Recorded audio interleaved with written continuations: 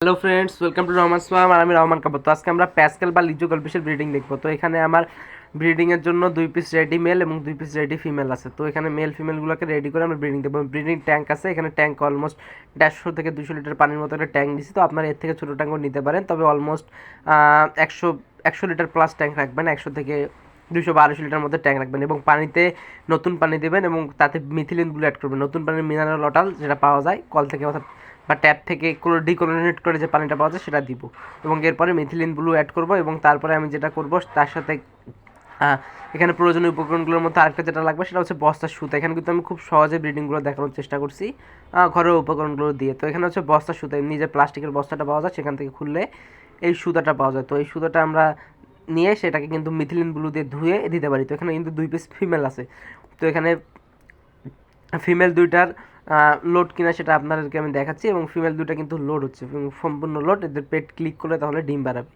তো এখানে এই যে ফিমেলটাকে যদি আমি চেক করি তাহলে যে এটার পেট দিয়ে পেটে ক্লিক করতে হবে আলতোভাবে, পেটটাকে পিছন থেকে নিয়ে যে মাসাজ করার মতো করে অনেকটা ক্লিক করতে হবে, তাহলে এখান থেকে আসলে ডিমগুলো বেরোবে এবং মাছটার কিন্তু কোনো ক্ষতি হবে না।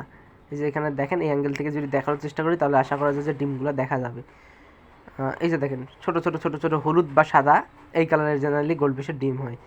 তো এই ডিমগুলো আসলে মাছগুলোকে সেকেন্ড যে গোল্ডফিশটা আছে, সেকেন্ড যে ফিমেলটা আছে সেই ফিমেলটাকে আমি একবার চেক করে দেখে দিই।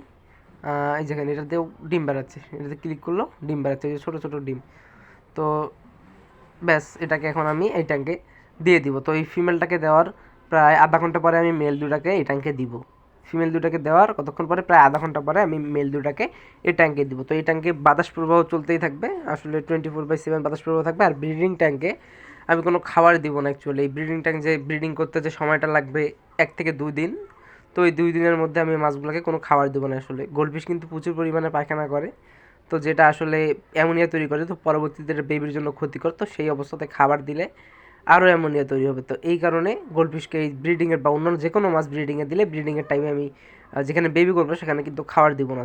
তো এখানে থার্ড যে জিনিসটা হচ্ছে আমি মেলগুলাকে নিচ্ছি। তো মেলগুলাকে দেখেন, মেলগুলাকেও আমি দেখবো স্পাম আছে কিনা। তো জেনারেলি মেলগুলা বেশিরভাগ সময় মেলগুলা স্পাম থাকে, মেল রেডি থাকে। তো এই যে দেখেন, মেলগুলোকে ক্লিক করলে এদের ফিমেলের যেমন ডিম বাড়িয়েছে এদের সাদা দিয়ে স্পাম বাড়াবে। তো এগুলো হচ্ছে শুক্রাণু, এগুলো আসলে ওই যে ডিমগুলোকে, গোল্ডফিশের ডিমগুলোকে ফার্টিলাইজ করবে, নিষেক করবে।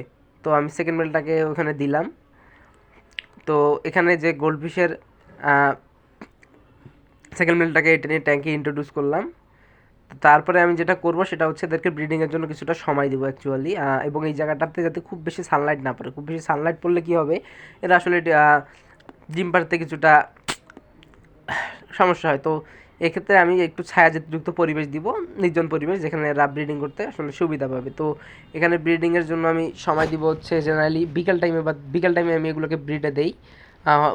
ফিমেলগুলোকে ইন্ট্রোডিউস করি, তারপর মেলগুলোকে ব্রিডে দিই। তো হয়তো বা নেক্সট দিনে সকালে বেশিরভাগ সময় এগুলো ডিম পারে। তো নেক্সট দিন সকালে হয়তো বা আপনাদের সাথে ভিডিওতে দেখা হবে। তো এখন এগুলাকে এই অবস্থাতেই আমি রেখে দিব এবং এর উপরে একটা নীল কালার বা কালো কালারের পলিথিন দিয়ে ঢেকে দিব এবং বাতাস প্রবাহটা চলতে থাকবে। তো পরের দিন সকালে চলে এসেছি আমরা। তো পরের দিন সকালে দেখা যাক কী হয়। তো এই যে দেখেন, এখানে পলিথিন দিয়ে ঢেকে দিয়েছিলাম আমি সানলাইট পড়ার কারণে। এই দেখেন, এখন মাছগুলা সকাল 8টা বাজে, এখন 8টা থেকে 9টা বাজে। তো এখন মাছগুলো হয়তো ব্রিডিং করতেছে অ্যাকচুয়ালি। তো এর মাঝখানেই অনেকের অনেক কোশ্চেন থাকে, যেমন গোল্ডফিশ কতদিন পর পর ব্রিড করে এবং গোল্ডফিশ কয়দিন পর পর ব্রিড করানো যায়, কেমন বাচ্চা হয়। তো গোল্ডফিশ আসলে 15 থেকে 20 দিন পর পর ব্রিড করে, ব্রিড করানো যায় এবং বছরে 12 মাসে ব্রিড করানো যায়। এবং এগুলো 8 মাস হলেই, 7 থেকে 8 মাস হলেই অ্যাডাল্ট পেয়ে যায়। তো এখানে আমি পলিথিনগুলোতে ডিম পারছে। তো দেখেন, এই যে হাত দিলে আর ডিমগুলো দেখা যাচ্ছে হাতের, এখানে হাতের মধ্যে এগুলো হচ্ছে ডিম, ছোটো ছোটো সাদা সাদা, এগুলো হচ্ছে ডিম, সাদা বা হলুদ টাইপের হবে অ্যাকচুয়ালি। তো এখানে এরপরে যেটা দিয়েছি সেটা হচ্ছে বস্তা। গোল্ডফিশগুলোকে ব্রিডিংয়ের আগে অ্যাকচুয়ালি লাইভ ফুড খাওয়াটাকে আমি ইম্পর্টেন্ট মনে করি। তো এরপরে এখনও কিন্তু ব্রিডিং চলতেছে। তো ব্রিডিং যখন শেষ হবে তখন মাছগুলো আসলে এক পাশে যেন হবে। আমার এই যে মেলটার কিন্তু পাখাতে সমস্যা অ্যাকচুয়ালি, তাই কারণে এটা সাঁতার কাটতে সমস্যা হচ্ছে। তো এটা অনেকদিন থেকে ব্রিডে দেই না আসলে, এটা পাখাটা, একটা পাখা ভাঙে গিয়েছিলো। তো দেন এবার আসলে ব্রিড করলো, আশা করা যায় এটা ভালোই ব্রিড করলো। তো এটার থেকে কেমন বেবি হচ্ছে ইনশাল্লাহ আমরা ডিম হ্যাচ করার পরে বুঝবো। তো গোল্ডফিশ জেনারেলি ডিম হ্যাচ করতে কয়দিন লাগে? গোল্ডফিশ ডিম হ্যাচ করতে 3 দিনের মতো সময় লাগে, 3 থেকে 4 দিনের মতো সময় লাগে। জেনারেলি মাছের ডিম হ্যাচ করাটা আসলে টেম্পারেচারের উপরে ডিপেন্ড করে।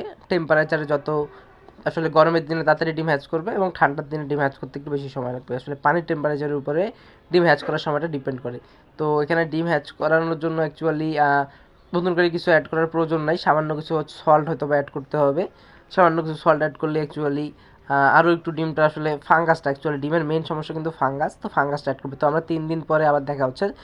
তো 3 দিন পরে চলে আসলাম অ্যাকচুয়ালি। এখন ডিম মাছগুলোর আসলে কেমন বেবি আসছে এটা আসলে দেখানোর চেষ্টা করবো অ্যাকচুয়ালি।